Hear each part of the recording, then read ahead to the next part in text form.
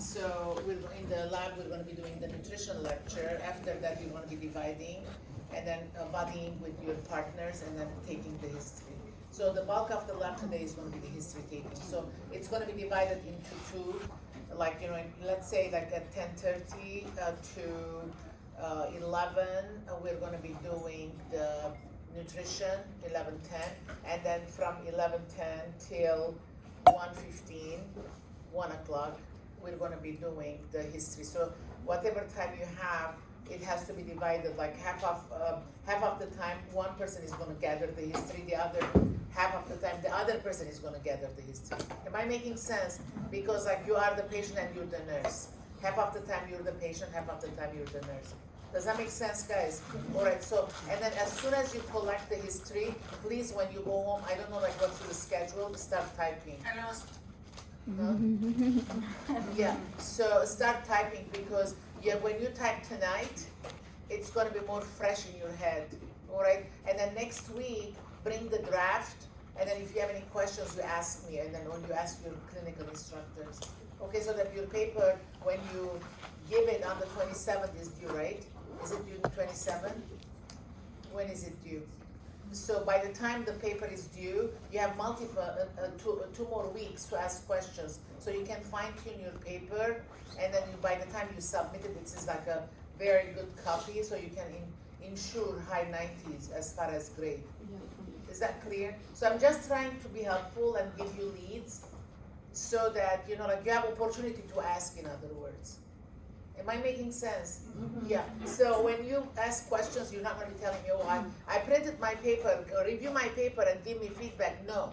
You have to ask me, I'm having difficulty here with the nursing diagnosis. How do I write? I wrote it this way. Do you think it's good or do I have to change it? Does that make sense? So I'm here to give you feedback that way.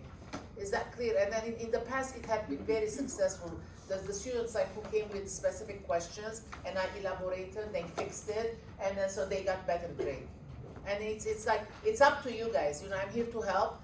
And then if you don't ask, and then later on you find out that you did a mistake, and then you got points off, you lost the opportunity. Am I making sense, guys? So I'm here to help you so that you can get high 90s for your paper. Okay. So we need a paper copy of it next week for class. Okay, see that the key is Barsumian and Harland. They put like a folder you put it in like in the on Canvas. Me and Talin Keklikian we want hard copy. Okay. Is that clear? Yes. Yeah. So that's like like I know how to do it on Canvas because during COVID obviously we did everything online, but like it's harder. It takes longer for me like to have a screen and then type. And then that text box all the time, like I'm having crazy, like goes up, down. Oh, you're not taping me right now. I am. Okay, so I'm always having difficulty to put that text box to write the notes, and then I have to kind of put it in a way that it doesn't cover the text. So for instance, like I really love to sit down and do it with the pencil and then eraser, still old-fashioned. I feel myself more professor that way. So I have to lift my moral up too, right? So I hope it's not too much of an inconvenience. All right, so for that reason, like Talin and me, we want paper copy, and then so to follow the APA, you have to print only single page. Does that make sense? Not front and back. Like as much as I'm thrifty, and I'm also conscious about like not wasting paper, but like it's not my rule. APA is like single page. Is that clear, guys? And then so the grading rubric has to be attached also. Is that clear? All right, very good. Okay, all right. So anyway, I'm very thankful to Christy to take the initiation of taping because it's like a specialty itself to record. Okay, so we're going to be doing the pain today, and then so you have to tell me now how to do it. Oh, did you plug it in? Oh, this needs to be plugged into the USB. Okay.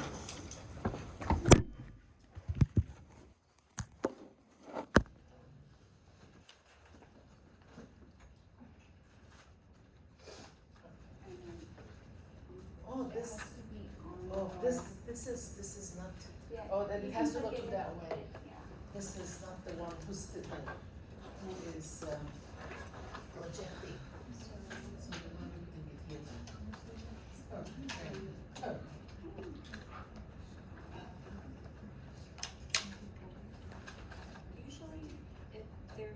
screen.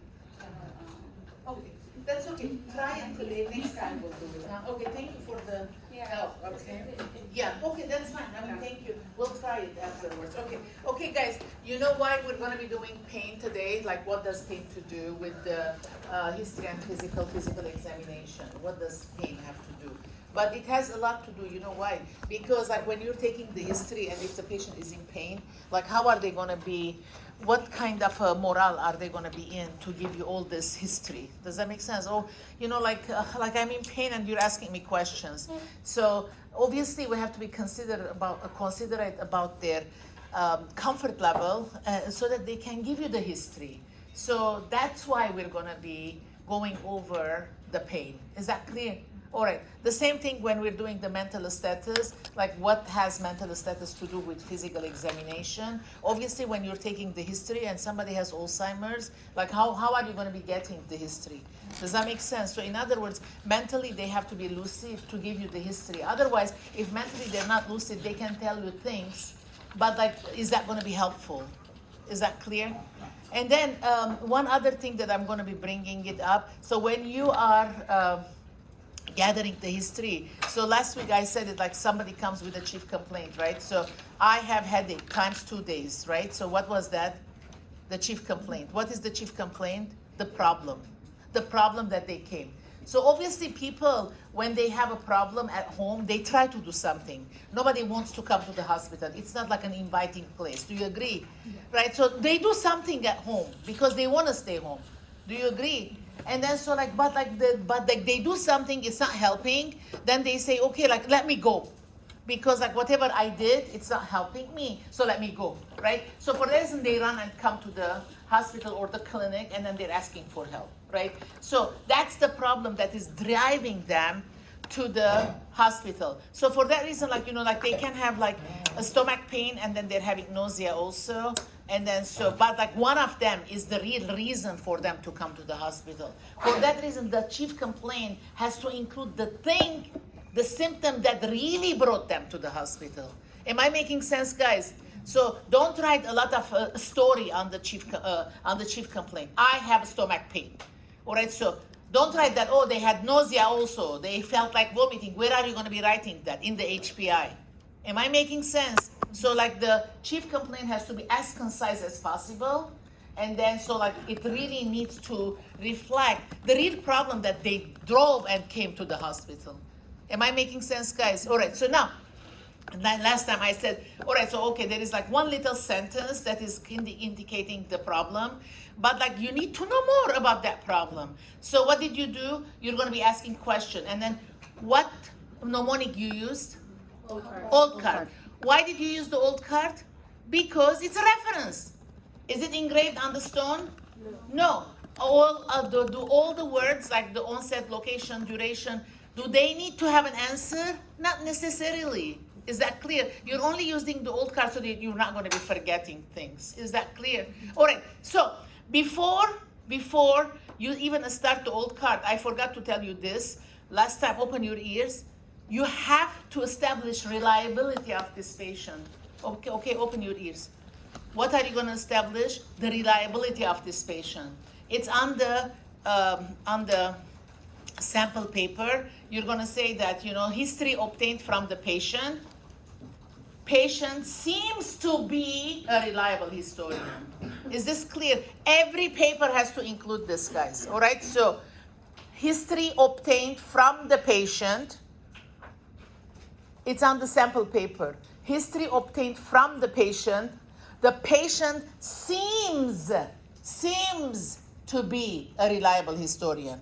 Why are we saying seems to be a reliable historian? Because you really don't have like a big, intensive questionnaire that you ask and score the mental status of the patient.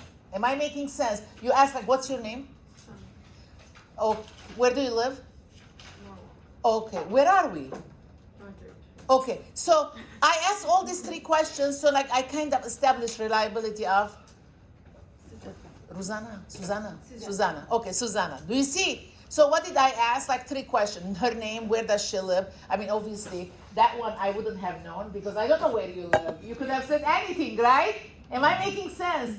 So, all right, so, but if I can check you on my roster, I know who you are, and so I have something to check, yeah, to verify, and eventually I'm gonna know your name, right? Okay, so I can check the name, and then you said we are in Northwich. I know we are in Northwich, but she said they live in Norwalk. How do I know? Unless if I have her driver's license, I won't know. Does that make sense? So in other words, you have to ask a question that you know the answer also. So you know where you are. What is today? Thursday? Yeah, okay. So that one I know also. Kind of, I can check the reliability. Am I making sense, guys? So I'm checking the reliability by asking simple questions that I know the answer also. And then, so what did I say? The patient seems to be a reliable historian. Because like only with 3 questions, I cannot validate, like I cannot put a final seal that my patient is like totally lucid or totally mentally functioning. But I know that like she's not intoxicated and she doesn't have Alzheimer's. Does that make sense, guys? So otherwise, if I don't use the word seems, like if I use a questionnaire that it needs a scoring, that's more intense. So then I will say that I use mini mental status questionnaire and she scored 30 over 30. Am I making sense, guys? So we don't have time to do the mini mental status questionnaire.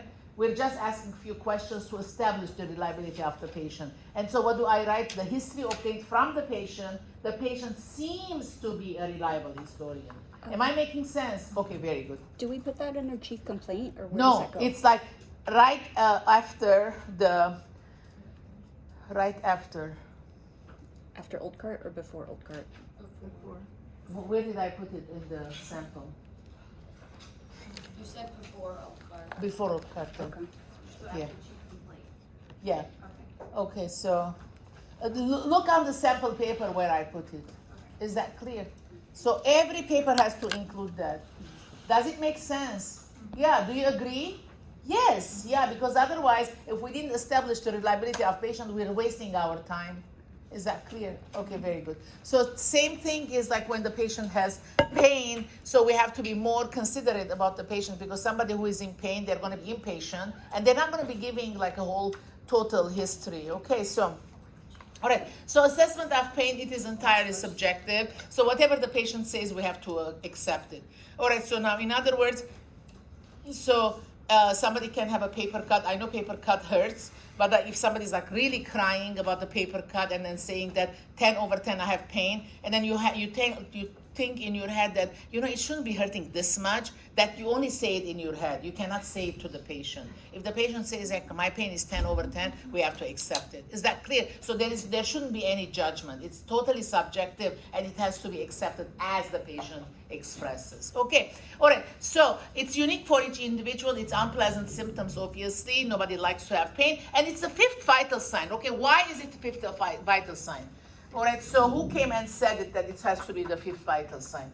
Jacob. The Joint Commission. All right, so the Joint Commission, who is Joint Commission? Joint Commission is like a body, it's an organization, it's an institution. The Joint Commission, you're going to be hearing it, like, because every hospital that you're going to be working, they're certified by the Joint Commission. Is that clear? Why the hospitals go through the Joint Commission, get the certification? Accreditation. It's like, the word is accreditation. Why? Do they love the Joint Commission? Really, they're not. Nobody loves the Joint Commission because like they come with the strict standards. They give you like 3 days. Like they have all this big book with like questionnaires. Bring me this. And we're going to review it. So nobody likes that surveying process. It's like very tedious, right? But we don't have much choice. Every hospital that you're going to be working, they have to be accredited by the Joint Commission. Why? Reimbursement. Because if the hospital is not accredited by the Joint Commission, Medicare doesn't reimburse that hospital. So the hospital loses big business. Am I making sense? So because like a big chunk of our consumers are the elderly, and then the elderly 65 and above, they get the Medicare. And if the Medicare is going to be paying the hospital for services, the hospital has to say that I am Joint Commission certified or accredited. Otherwise, the Medicare doesn't send money. So like the hospitals, they don't have much choice. They don't want to lose that business. Is that clear? So for that reason, all of us are under that big pressure that like we have to perform, excel in our performance because nobody wants to fail the accreditation. Like it's very tedious process. It's very painful. Does that make sense? But like whether we like it or not, that's life. We have to abide with the standards that the Joint Commission requires us to put. Okay, now the Joint Commission puts standards. What are the standards? Rules, guidelines. You have to follow, you have to follow, you have to follow. Because we're coming in 3 years and we're gonna check whether did you follow or not, right? So like we're always, okay, like we're gonna learn. And then, okay, always in the hospitals we do mock surveys, because like we have to get prepared in case the real one comes, what are we gonna be answering, right? Okay, so when they put a standard, they don't come sit down and then kind of, oh, let's write the standards. And then so like we can require from the hospitals to follow.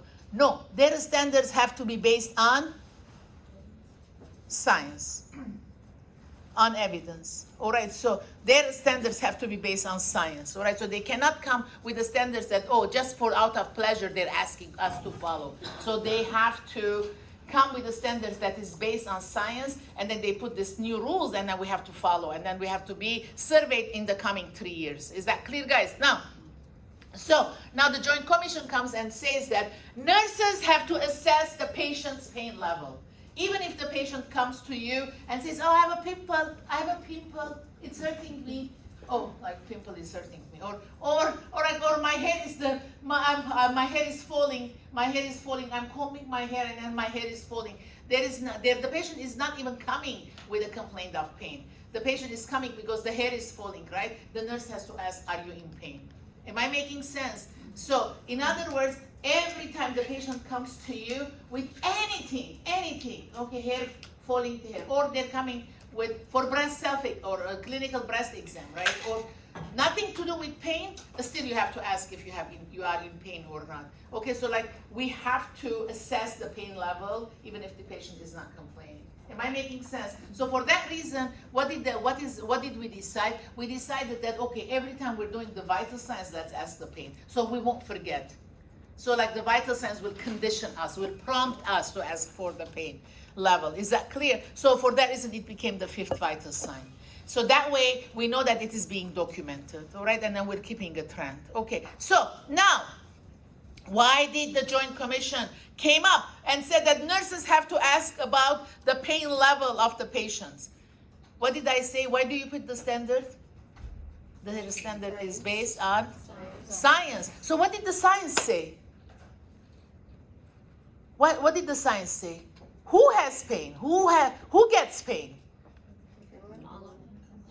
Yeah, all of us get pain, but like, what is it a result of when we go back to the science?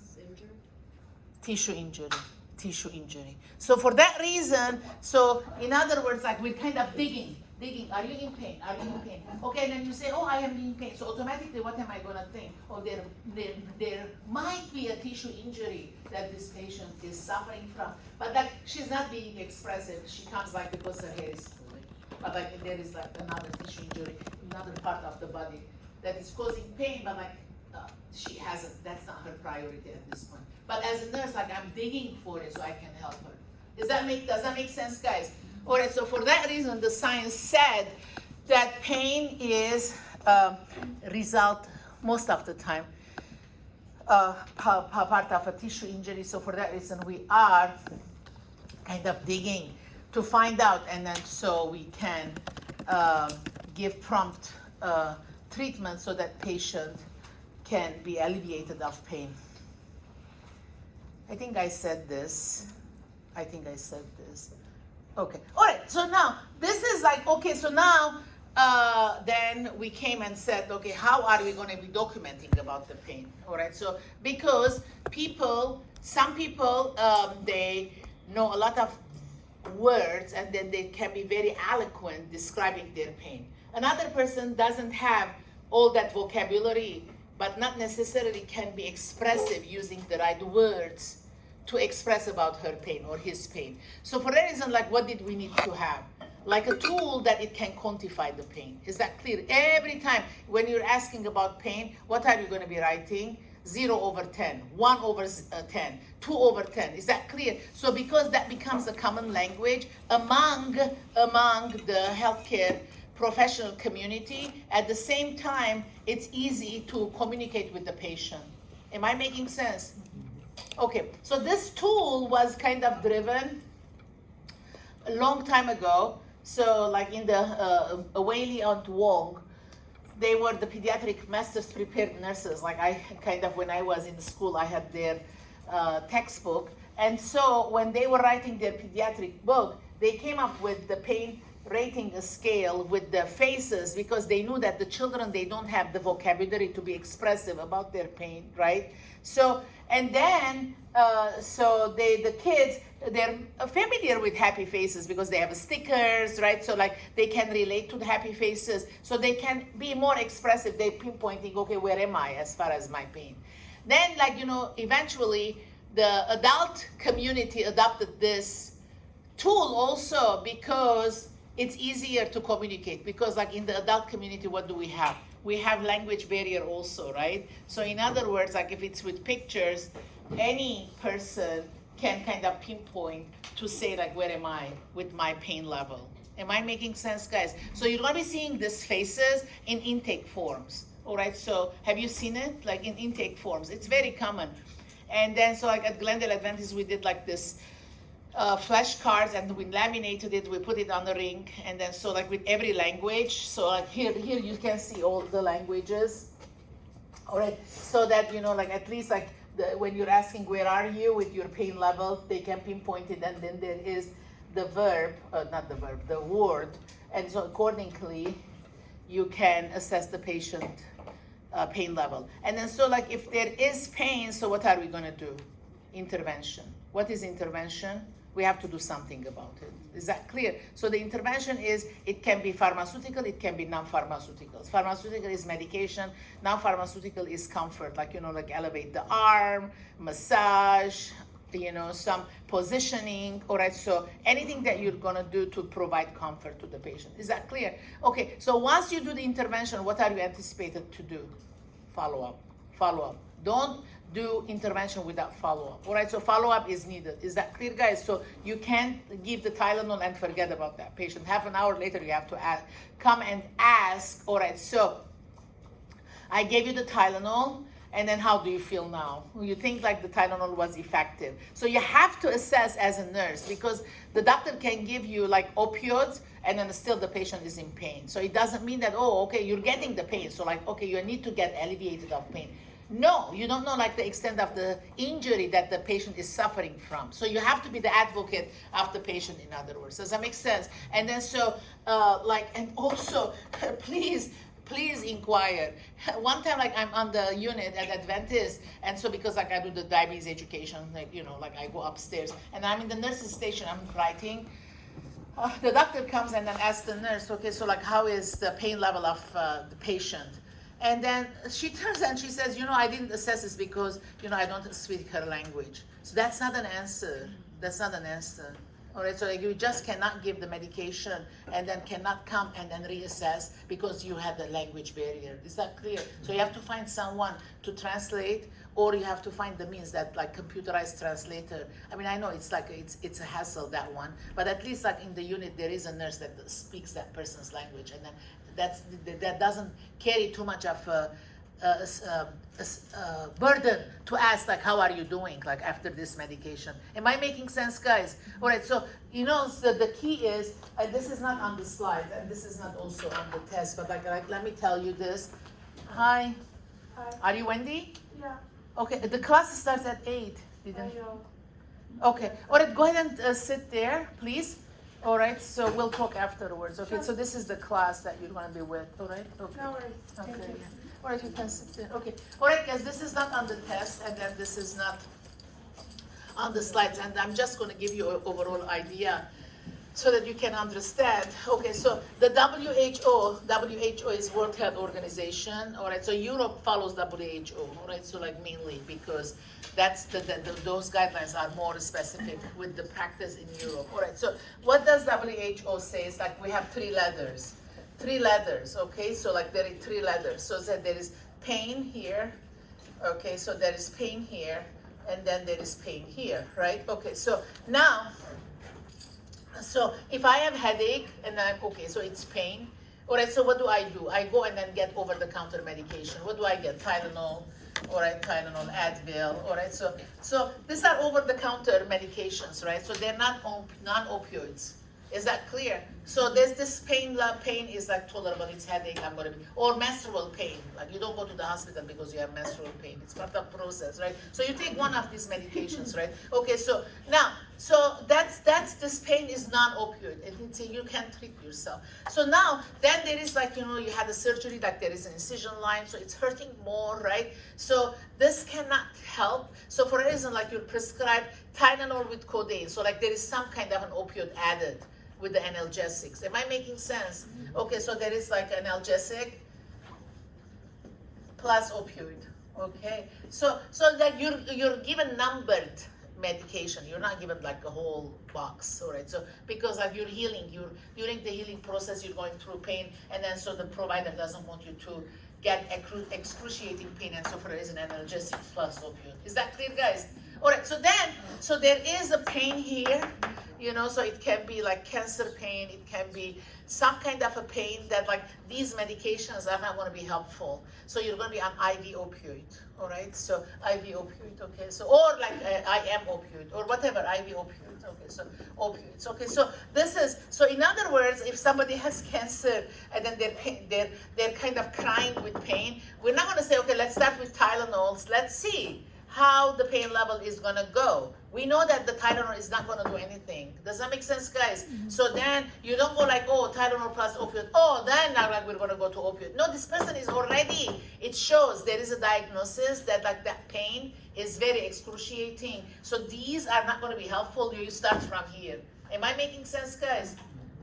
So this is like when the doctors go to school, this is what they learn, all right? So sometimes you're going to be having a patient that like they're here, they can be like on IV opioid, like drip, but still they're in pain, right? So, and then like you're going to be advocate for this patient and say, doctor, really, like I'm following your regimen, still this patient is crying, what can we do?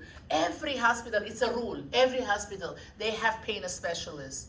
Is that clear? Every hospital, like we had one at Glendale Adventist, now we have two. So obviously the need is more. So you have to say, doctor, do you want me to put a request for pain specialists to come and assess this patient?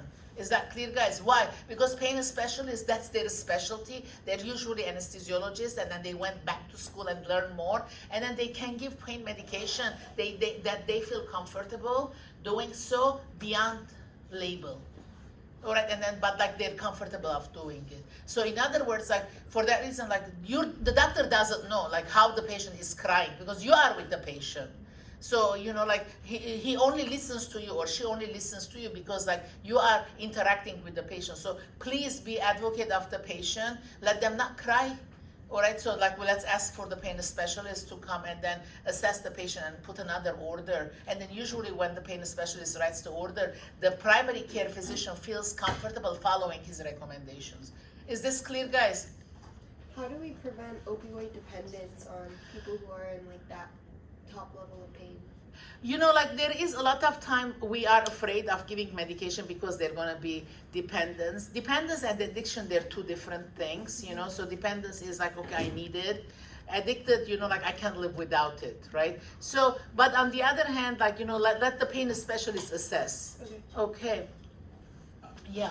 All right, guys. Okay, so, and then one thing, like this is from my experience, So, and then plus, like, please, like this pain is very, how do I say this? Sensitive. One time, like, I'm working at St. Joe's in Burbank, so I have this patient. We had terminal patients coming also. And then he's on opioid, like drip, and then we have to morphine drip, and then so like we have to assess the respiration because morphine drops the respiration. We want to control the pain, but like we're not going to be making them stop breathing either, right? So and then so like I come, I and then knock the door, and then I'm being like a nice nurse. So I know how you feel, and stop. Do you have bone cancer? I said no. Then he said, then you don't know how I feel. So from now on, So don't say how you, I know how you feel. You don't know how you feel. So like it was like a lesson for me. You know, I didn't mean to be insensitive, but I thought I was being polite, but like it wasn't polite, right? So for that reason, what are you gonna say?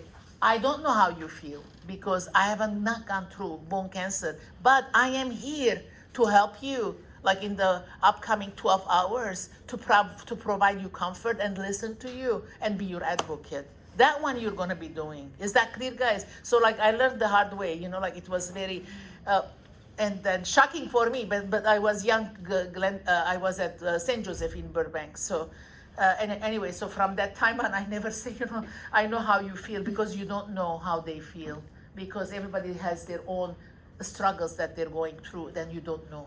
All right, but like the only thing you can provide is the comfort and then the resource and then being advocate for the patient. Is that clear, guys?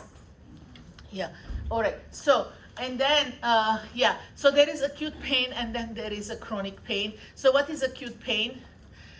So let's say we're running right now, okay? So like for exercise, and then I trip and then I fall. So what happens? Like, okay, so there is all this laceration on my knee, right? And then so I obviously I'm not happy, right? So like the palm is lacerated also. So I have to go and then wash it. And then so like, okay, so I'm gonna be in pain because there is a tissue injury, right? So like what happened? Like, you know, I fell and then so it scrubbed my skin. There is some blood and then there are some pebbles, right? So like I have to wash it and then so I have to treat it also. Then what do? What do I need to take medication? Yes, we should. You know why? Okay, so every time, this one is on the test, all right? So it's not on the slide, so you have to know this. All right, so every time like there is a tissue injury, all right, so there is a tissue injury. Okay, so we have COX-1, and then we have COX-2. This is like a long name. I give the test, I have written the long name also, but this is the short name, all right? So these are like two, so these are like in our system, they're circulating, all right? So as soon as, okay, so this COX-1 has a job, like, all right, so what is the job? Okay, protecting the lining of the stomach and kidney. All right, so now the COX-2 does not have a job. Okay, so this is a job. What is the job? What is the job of COX-2 does not have a job? Is that clear, guys? All right, so this is like now, like in our system, we have a COX-1. What is it doing? It's protecting the lining of our stomach and the lining of the kidney. All right, so, and then COX-2, there is none, it doesn't do anything. Now, as soon as there is injury, and I'm like, I tripped, right? So like, I mean, I'm injured, my knees and then my palms. All right, so as soon as the injury happens, so these two are activated.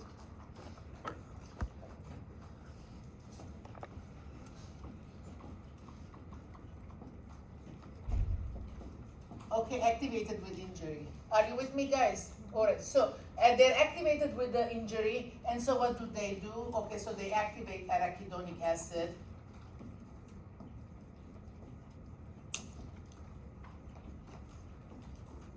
All right, so they activate the arachidonic acid, and then our kidneys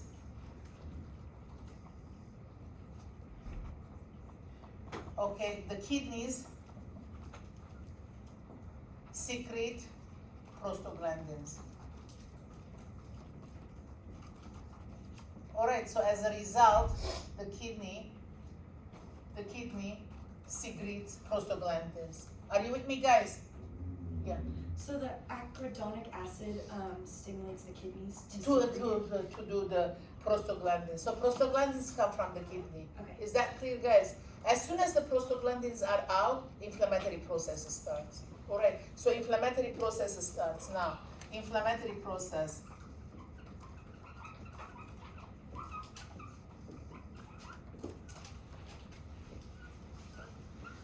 So inflammatory process starts. So what is inflammatory process? What are the signs? Redness. Okay, let's start one by one. So first, what happens first? Red, heat. Redness, heat. All right. So now when you have red and heat, there is a fire, right? So what do you need to do? You need to extinguish the fire, right? So what happens now? There is going to be water. The body sends all the water there to extinguish. So what do you get there? Okay, swelling. Do you see now how it happens? The swelling. And then, so what do you think the whole process is? Painful, right? Painful.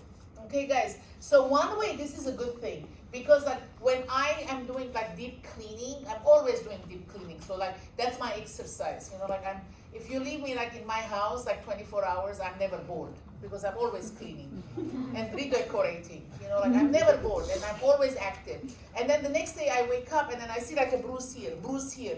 Why? Because like I hit myself carrying all these things. It gives me so much, like every time I'm cleaning, I'm feeling so good, right? Okay, so the next day I wake up and then I see bruises here and there, right? So like the day before I didn't even know that I did it.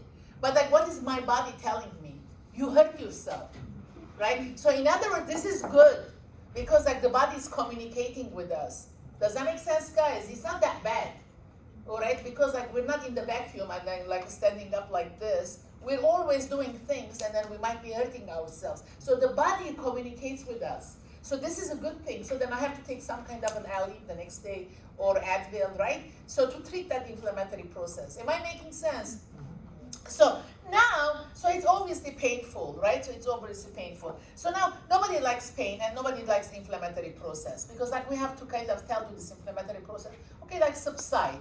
All right, so yeah, okay, you gave me message, but now I'm going to let you subside, because I don't want like my body to be in fire. Am I making sense, guys? So now I don't want the pain. I don't want the pain. I don't want the pain. If I don't want the pain, so I don't want the inflammatory process to happen, right? So I don't want the prostaglandin. Are you with me? I don't want the prostaglandin, then I don't want the arachidonic acid, right? If I don't want the arachidonic acid, I don't want this to be activated. Right? So what are we going to get? We're going to get non-steroidal anti-inflammatory medications. What are they? NSAIDs, right? Mm-hmm. All right, so NSAID. So I go ahead and take the NSAID, because like I'm gonna go back, and then I don't want the COX-1 to be activated. So what do I take?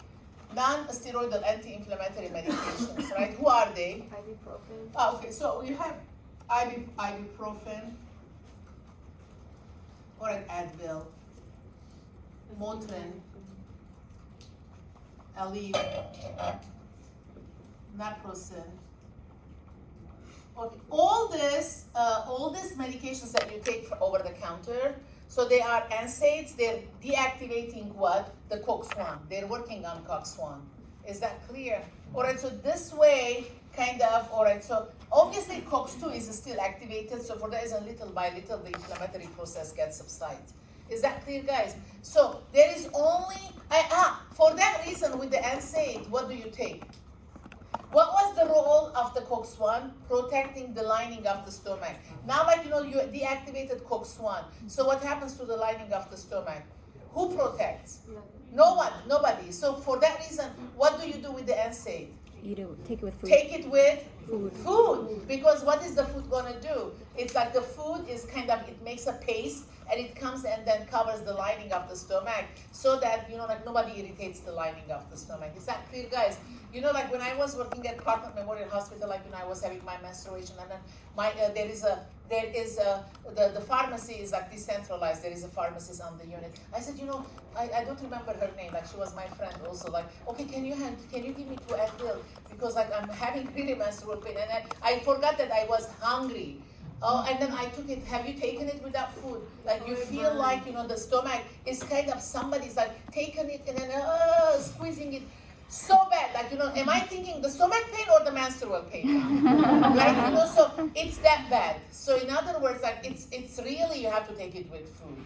So you know, we don't know the value of the COX-1 till you take the NSAID without food. Does that make sense? You know, so I took it by accident without knowing, but like it was an experience that I can never forget. Since the COX-1 also protects the lining of the kidney, I know like NSAID use, like frequent NSAID use also affects the kidneys? Kidney, for that reason, yeah, so that, you know, they can have blood Yeah, so yeah, during for the elderly, even for the elderly, you know, you don't know them, don't give them Advil. Tylenol. Yeah, because you never know. You know, you don't say that. When you do, your neighbor comes and says, "Oh, I have a pain. I mean, you're like I'm 80 years old. Oh, take Advil." You don't know the history. Now, like you go now that she's gonna have hematuria, right? So for that reason, like no, you know, I know Advil is like over the counter, but like I don't know your history. I'm sorry, but like you know, I cannot be helpful because like I can damage you more. Does that make sense? Yeah. So COX-2 doesn't have a job, but it is also activated. Yes, and so yes, it's both of them. yes, that- yeah. So when you take the NSAID, what are you doing? You're 50% you're controlling the activation. In other words, still it's good, because the inflammatory process subsides over time. Not in one day. You can see that little by little it goes away, right? And so for that reason, there is only one medication that works on COX-2. Who is it? Who? Isn't it Celetoxin? Yeah, Celebrex, very good. So Celebrex is only medication that works on COX-2, but it's not over the counter. It's like with prescription. Is that clear? Celebrex. 1998, it was like the most used medication. You know, like everybody was going into Celebrex. Why? Because it doesn't have GI effect. And then guess what happened? You know, so like now it's causing cardiac ischemia. All right, so for that reason, like a block box. Okay, so like we went back into Advil, Motrin, you know, the cheap one, right? So in other words, but still rheumatologists, and then orthopedic still use it with caution, obviously. Is that clear, guys? So it's still in the market, right? Okay, yeah. Should we know that drug, Celebrex? Celebrex, yeah, it's only one drug. It's only one drug, COX-2. It's only one drug. You can learn Celebrex. Yeah. Okay. Okay. Okay. So, what is chronic pain? A chronic pain is obviously chronic. So what is chronic? At least like 3 months. What does it say here? So it's kind of, the pain is persisting even with medication. All right, so it's not going away. Probably what happens that the medication is subsiding, but it doesn't resolve it altogether. Is that clear, guys? Give me an example. Fibromyalgia. Fibromyalgia. Okay, very good. Yeah, it's chronic. I mean, it's controlled with medication, but it doesn't disappear, right? And then, so what else? Okay, so Arthritis. huh? Shingles, good. Shingles. Okay, so for that reason, like you know, the virus sleeps, but still the pain is there. All right. So what else? Lupus. Okay, very good. What else? Arthritis. Arthritis. Okay. Yeah, because it depends like how bad is the cartilage is worn out. And then so diabetic neuropathy. What have you heard about diabetic neuropathy? That it feels like stinging or poking pain. Yeah. So always like you know this is always going to happen to you guys. So in the morning you come and then so you're doing your round, right? Like okay, 6, 7 o'clock you're doing your round and then so what's your name? Valeria. Valeria. Okay, so you say, how did you sleep yesterday night? And this is in the morning. Like I'm your nurse. What do you say? The whole night. The whole night I had like stabbing pain or. And then you say like, what's happening? Why? Okay, so because if she has diabetes uncontrolled, that's what they're gonna complain. So this is not uncommon. Every morning that you're gonna be seeing a diabetic patient, they're gonna say the whole night I couldn't sleep because I was having burning, tingling, and as if somebody is coming and then the needle is like pricking. My whole soul is pricked. I couldn't sleep. And then you wonder like, okay, what's happening? That's diabetic neuropathy. Is that clear? So it's not unusual. You're going to hear this all the time because you're going to be seeing a lot of diabetic patients, obviously, right? Okay, so now what is the medication? Susanna, you said now the symptoms. So what is the medication for this? So we're not going to be letting the next day the patient complain of needle, right? So we have to do something for this patient. What medication do you give? Gabapentin. Very good, gabapentin. So what is gabapentin? It's a neural. It's a nerve block. When you do the classification, it is anticonvulsive. It's anticonvulsive. Okay, anticonvulsive. Okay, let me explain what happens. All right, so with the diabetic neuropathy, so what happens that, okay, so this is our a spinal cord, and this is our brain, right? So the brain and the spinal cord together, so what do they make? Okay, what do they make? The spinal cord and the brain together, they make central nervous system. All right. So what is central nervous system? Central nervous system is the spinal cord and the brain together. Is that clear, guys? All right. So always remember that, so this is like the spinal cord is two-way street. All right. So what does that mean? It means that like one is sensory. All right. So the other one is motor. All right. Motor. All right. So the one is sensory, the other one is motor. It's like a two-way highway. Is that clear? So one is gonna sensory. Where does it go? To the brain. It goes up. It goes up, up, up, up, up, up. The arrow is up, up. Okay, so it takes the messages from the environment, carries it to the brain. Do you see it? Mm-hmm. All right, so this is like one way. Where does it go? Up. It's ascending pathway. It goes up. All right, so where does it go? It has to enter into an organ. Which organ does it enter? Brain. Brain. Is that clear, guys? So sensory pathway, what does it do? It carries messages from where? Environment. Let me hear it. Environment. So it connects us with the environment. Is that clear, guys? So it carries the messages from the environment, and where does it go? To the brain. Up, up, up, and enters into where? To the brain. So the organ that it enters is the brain. Is that clear, guys? So for that reason, it's an afferent. What is afferent? It's an English word. It's afferent means that like you go into an organ. Am I making sense? So sensory is a pathway that takes messages and it enters into an organ. Am I making sense, guys? Yeah. So now, what does the brain gonna do? What's the role of the brain? What is the role of our brain? Processes it, right? So it needs to translate, because we need our brain to make decisions, to come to conclusions. Does that make sense? So in other words, this brain is kind of analyzing it, and it's going to give us a response, and then accordingly we're going to respond to it. Am I making sense? So now the brain is going to say something, and then the message is going to come out of the brain, right? So what is this? It's efferent pathway. Efferent, what does efferent means? It's exiting an organ. Is that clear, guys? This is English word. It's not medical word. Afferent is going into an organ. Efferent is coming out of an organ. So how do you remember? Afferent is ascending. It's going up to go into the brain. Efferent is exit. EE. Does that make sense, guys? So now it's coming out of the brain. When it comes out of the brain, what does it have? A message. A message that we have to follow, right? Okay, so now this message is going to come from the brain down. What is the pathway we're using? Motor pathway. So motor pathway goes to the muscle, okay, and then the muscle moves. Is that clear, guys? So remember, so the brain translates, motor pathway is M, goes to the muscle is M, moves is M. So M. Is that clear? So if you're going to be seeing any movement, who does that movement? The muscle does it. Is that clear? Which nerve comes and touches the muscle? Motor nerve, so that we're going to be moving. Is that clear? Now, what happens in diabetic neuropathy? All right, so what happens that the high blood sugars, they damage the sensory pathway. Damages sensory pathway. Is that clear? So for that reason, we hear it, foot care with diabetic patients. Why?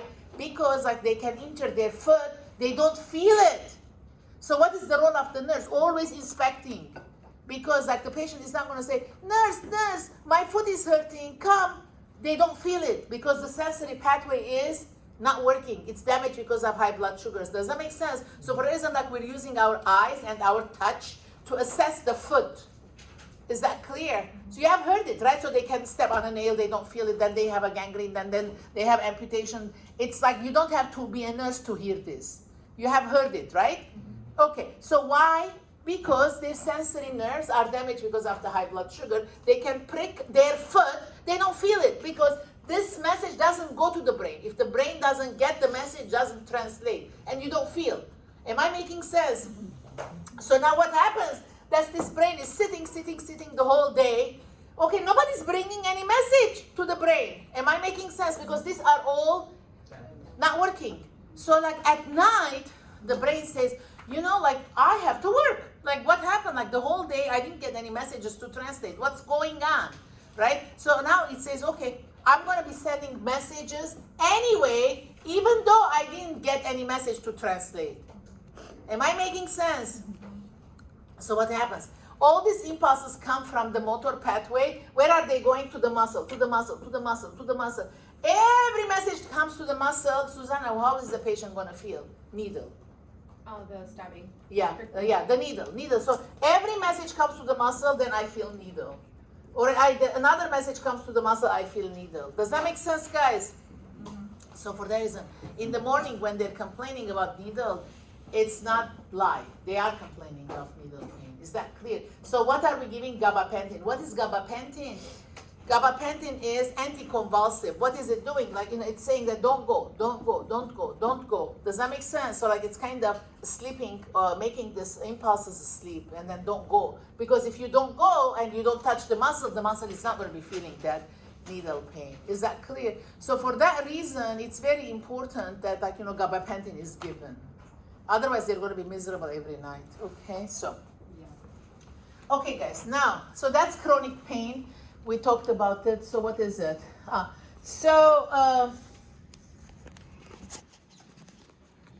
right. So I think this is self-explanatory, right?